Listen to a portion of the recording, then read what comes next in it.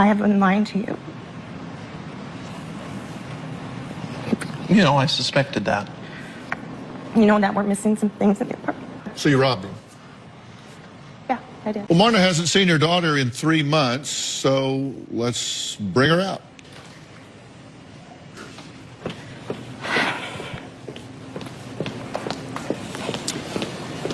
Marna, Dr. Phil. Nice to meet you. How are you? Have a seat right here. Okay. How are you doing this morning? Okay. Are you drunk? No. Have you been drinking? No. When was the last drink you had? I had 2 beers yesterday. 2 beers yesterday. Yep. 2 20-ounce beers. 2 20-ounce beers yesterday. Yeah. That's all you had yesterday? Yeah. Why? Because I knew it was coming here. So you'll drink a liter of whiskey a day, a big bottle a day, and then like 5 shots at night when you go to bed? Right. Uh-huh. Yep. And why? To forget, to calm the anxiety. How forthright have you been with us so far from the beginning? I feel that I've been very honest. She's putting on a freaking show. I'm so sick of it. Stop being so damn dramatic. I don't understand why you think I'm being dramatic. Mom, everything you do is dramatic. Did you see those videos? Yes, I saw. You're shaking and hitting yourself? Really? Stop doing all of this crap. Get your crap together so you can be a part of my life, even if that's possible, because right now it's not. Are there large gaps in your memory? Huge. In fact, the other day, I thought it was Wednesday, and all of a sudden, it was Thursday. I tried to, do the timeline with, okay, I went to the store, I drove this, I was driving sober. If you're always drunk, how are you driving sober? On a wing and a prayer. Because you're probably drunk, right? Yep. I would do anything right now if I could just turn a switch and not be afraid and not wonder how I'm going to get through the day. I don't like what I saw. Well, here's how you turn a switch. Let me tell you how you turn a switch. You can't change what has happened. You really can't. But what you can do is you can make choices in the moment. Because your brain is working well enough to know the difference between right and wrong. Are you telling me that you don't know the difference between right and wrong? I do know the difference between right and wrong. So if you were standing in front of a store right now, if you were standing in front of a 7-Eleven right now and you needed money and there was an ATM there or there was a door to the store and you thought, well, okay, I can either go to the ATM and get money out of that or I can go in and rob the clerk. Are you telling me you don't know the difference between it's okay to get money out of the ATM, it's not okay to go rob the clerk? Do you know the difference between the two? Yes, I do. Okay, then you're not insane. Which is wrong, ATM or robbing the clerk? Robbing the clerk. Okay, so you know the difference between right and wrong. Yes. Do you know the difference between the truth and a lie? Yes, yeah. You said on the tape, oh, thinking back about that pageant, she was so cute. That's one of my fondest memories. Did you hear her memory of that? I did. What was her memory of that? Having a mom there. Embarrassment. Humiliation. What was her memory of that? Tell her your memory of that again in case she forgot. The first night when we were there and you went out with all those moms. And you came back to the room wasted. And they had to carry you in there. She didn't come back to the room. They carried her back to the room. You went out with all of her friends' mothers, the other contestants, and they had to carry you back to the room, whereupon you vomited all over everything. So your daughter, on a night where she was the center of attention, you became the center of attention because you went out and made a horse's ass out of yourself, and then you came back and vomited all over the room. So she got to spend her special night cleaning up your vomit. And then you sat there on the tape and said, oh, such a great memory. I remember the memories. I remember the pictures. I remember the final 2 nights. I remember the final night of the pageant. You cannot be that selfish and narcissistic. I don't care how drunk your brain is. You cannot be that selfish and narcissistic that you are going to completely disregard what she just said. Oh, absolutely not. Tell me what she just said. Embarrassment, humiliation, jealous of the other girls because their moms were there and supporting them. That's not what I said. Well, that's the way I didn't say any of that. Tell her what you said. I said that you came in, or you went out that night with the pageant moms and you got wasted and they carried you back into the room and I had to pick up your puke. That ruined my night, my moment that I was supposed to have. I'd never done anything fun like that, ever. I'm a middle schooler, just becoming a teenager, and that's the crap that you do. And she said you took that moment away from her. I did. You took it away from her. But yet you sat there on tape and said, oh, it was such a fun, because she's so cute. You took that moment away from her. I did. I wish I could do it over, and I can't. So I don't.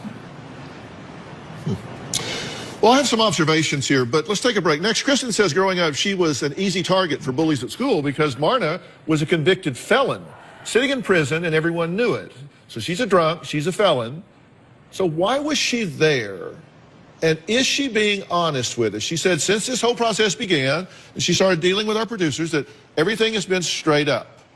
We're going to talk about all of that after the break, because you know what? It's time to get real. Mom was very untrustworthy. My mom was recently fired from a volunteer organization. My mom told me that she was sick of working there and just wanted to find a new job. I rarely believe anything that my mom says anymore, and I definitely didn't believe this. Not only was she fired, but I've heard that she was stealing money from people at that facility and is under investigation. This is extremely shameful on her part and is super embarrassing for her too. Okay, so yeah, Marna definitely seems like she is out of control. It is interesting that she still is sitting there, was sitting there saying that she has certain positive memories of this night for her daughter's pageant, even after her daughter made it clear this was a horrible memory for her. So there is a lot of selfishness and self-centeredness, self-focus, which I guess makes sense if she's an addict. I think addiction kind of makes people inherently selfish. It's just interesting that she was still trying to hold on to the positive memory of that night, even though she already knew that she completely ruined the moment for her daughter. I completely understand why her daughter Kristen is, sitting there saying, get it together. Get your life together, lady. Like, stop being dramatic, stop making it about you, get it together, because she's tired of this and I would be tired of it too. Kristen says the ultimate letdown occurred when she was just 9 years old. When I was in 3rd grade, my mom was sent to prison. My mom was arrested for embezzling hundreds of thousands of dollars from a travel agency that she was working at. I will never forget the day that I found out my mom was going to prison. I came home from school and my dad and my grandparents were there too. My dad brought me to the bedroom, sat me down, and he started crying and told me that my mom was going to jail. This experience was extremely traumatizing to me. Instead of having a normal Christmas like most families, we spent it at prison. While we were there, we had attended a Christmas program, but instead of it being fun and happy, it was kind of a really sad moment for me. Not having my mom around for over a year was extremely hard. Being so young, I was hoping that nobody would find out that she was in prison. But I had people making fun of me at school. I was completely embarrassed. To this day, my mom hasn't talked about being in prison and actually jokes about it. She's never apologized to me for it. Before my mom went to prison, I thought she was perfect and great, but ever since then, I've never looked at her the same way. So what were you in prison for? Embezzlement. I managed a travel agency and I misused their corporate credit card for my own personal travel and for family travel.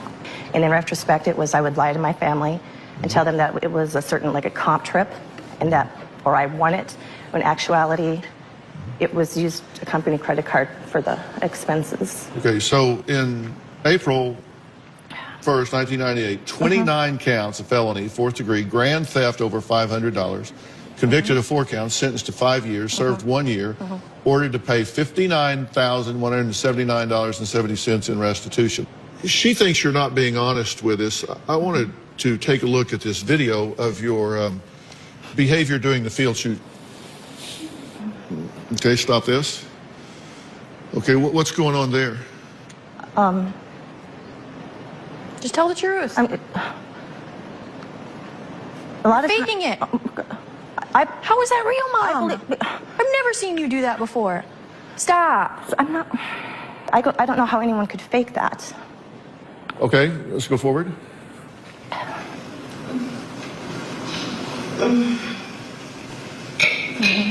Stop it. Stop.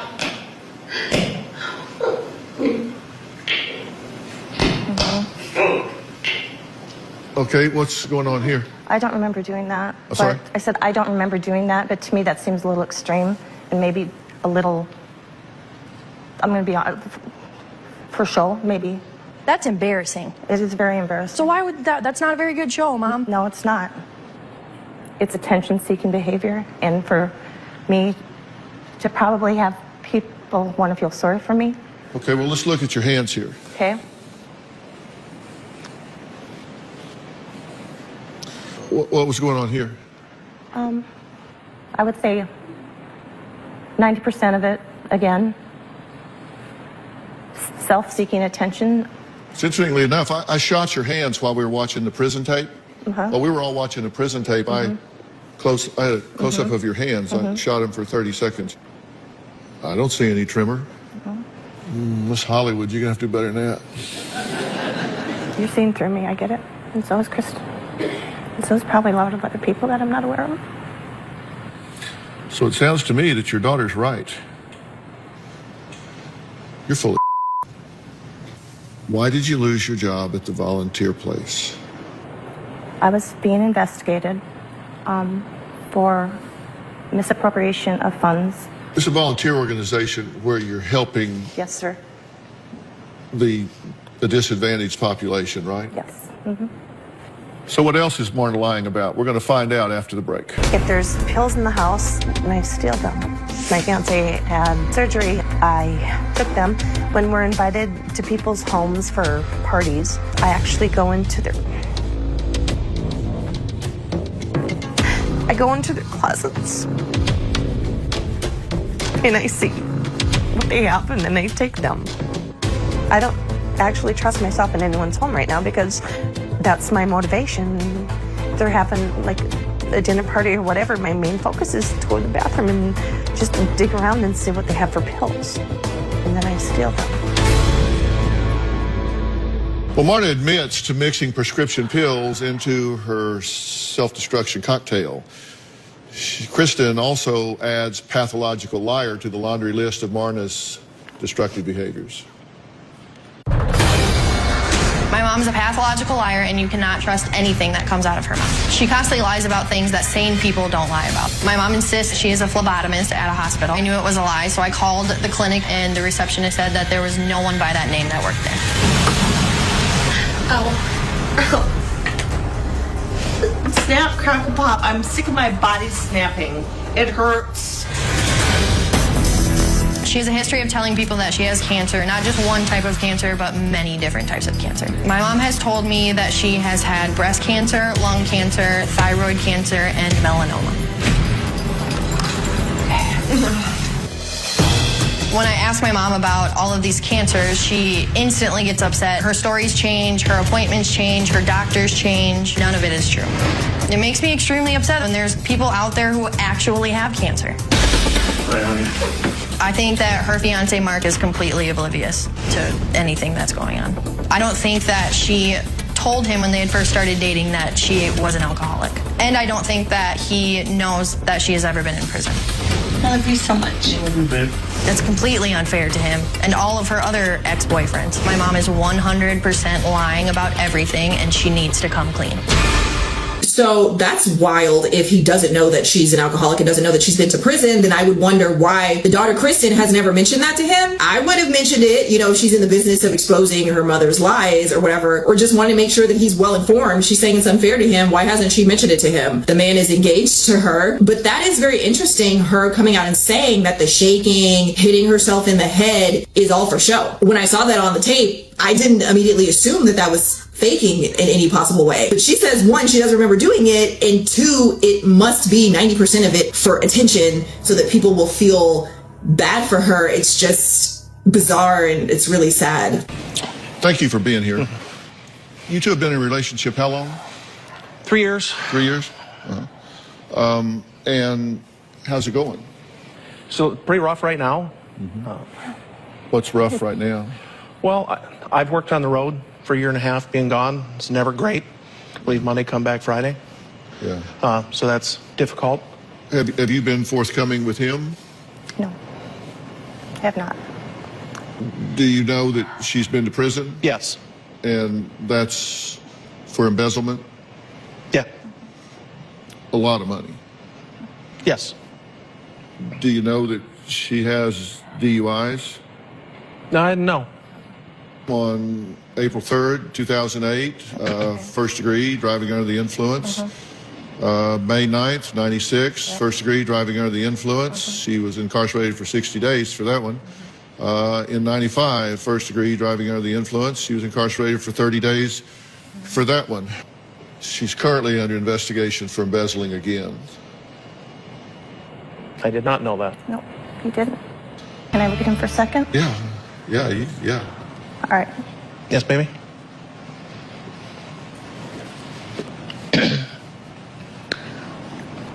I have been lying to you.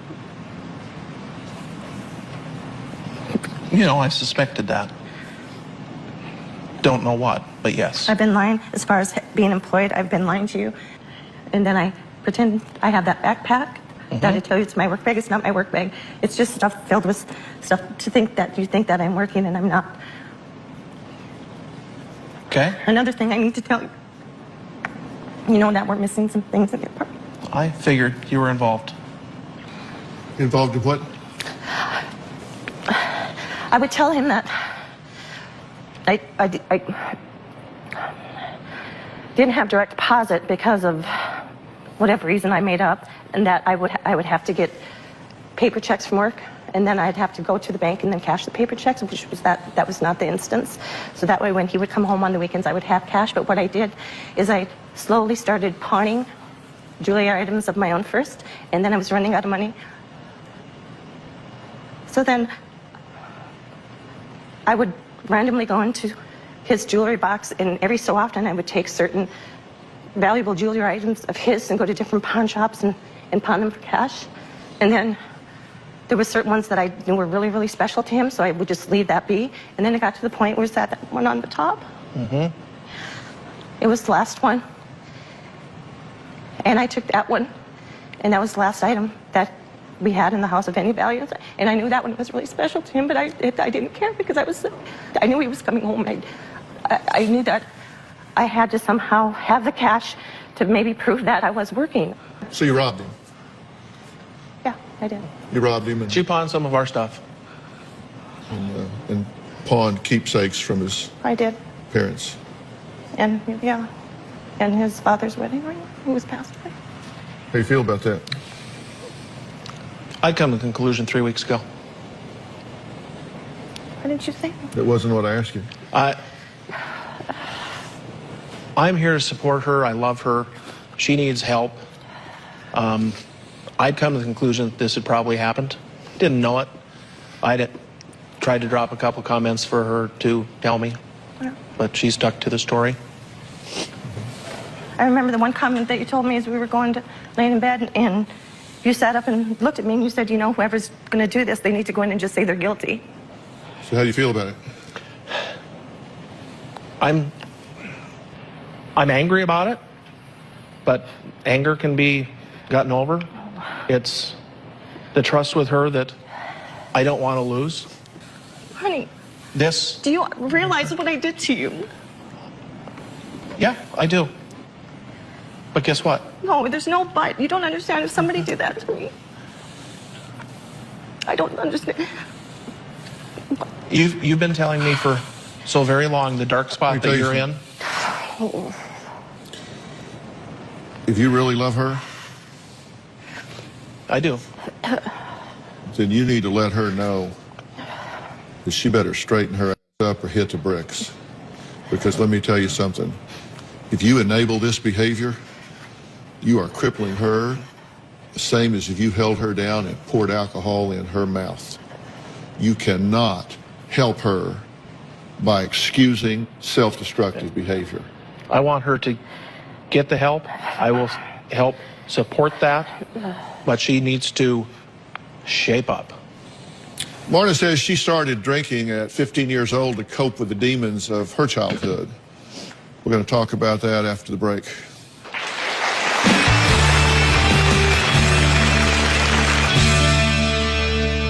I've asked someone to join us on stage here, my very good friend, a good friend of the show. This is T.J. Howard.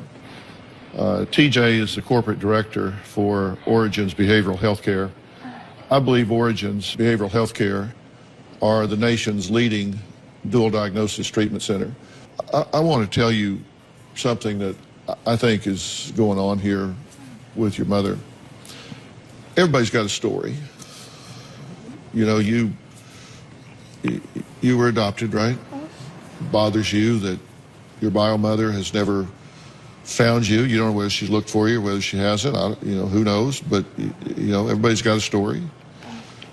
And when you see people that have an addiction, I'm one of those people that believes that these things almost never occur in a vacuum. They almost always occur in what I call a comorbid situation, where they happen embedded with, parallel with certain other things. And if you go in and you treat just the addiction, if you get somebody dried out, you get them off drugs, you get whatever, but you don't deal with their psychological issues, then those psychological issues will cripple them, and they will self-medicate and start going right back to what they were doing to begin with. And that's the basis for you guys doing a dual diagnosis intervention, correct? Correct. You have to treat both parallel. Because if you treat one and not the other, then this one inflames. And if you treat this one and not that one, then that one inflames. And either which way, it's a bad situation. You are right to protect yourself and your children from this woman at this level of adjustment. She is toxic and she is dangerous. Her judgment is impaired. If you think she wouldn't put your children in a car and drive drunk, you are wrong. She damn sure would. And she would be so sorry when they pulled one of their dead bodies out of that car. She would feel terrible about it, and she would get drunk to drown her sorrows. But your child would be nonetheless dead. Protect yourself, protect your children. I'm going to give you an opportunity to get yourself straightened up. That's why Mr. Howard is here. Do you want this opportunity? Yeah. If she doesn't lean into this program, I want to know it. Absolutely. And I want you to kick her ass to the curb. Yes, sir. You got one shot. Yeah. And you need to lean into this. Okay? Okay? All right. So in this episode, we have Marna, who is an alcoholic, and her daughter, Kristen, who is fed up. Marna, it seems, has been addicted to alcohol for Kristen's whole life, I think, and she has ruined many things for her. Many potentially positive memories instead have been memories of her mom getting drunk, her in middle school cleaning up her mom's vomit, and other moms having to carry her to the room during Kristen's pageant. Lots of embarrassment. She went to prison for a year for embezzlement. She's a felon now, and now she's being investigated again for misuse of money. And now we have her confessing that she stole jewelry from her fiance, Mark. I gotta give it to Mark. He's a real trooper. When he started speaking, once he appeared on stage, I had a feeling that he would still support her regardless of anything he learned today. And we see that he does still support her. And I think it's wonderful that he loves her so much that, you know, he came to these conclusions. He said 3 weeks prior to this episode, he figured out she was the one stealing his jewelry and lying about it. And he still loves and supports her anyway. But I am very, very glad that Dr. Phil said, hey, you need to set up boundaries and you need to tell her,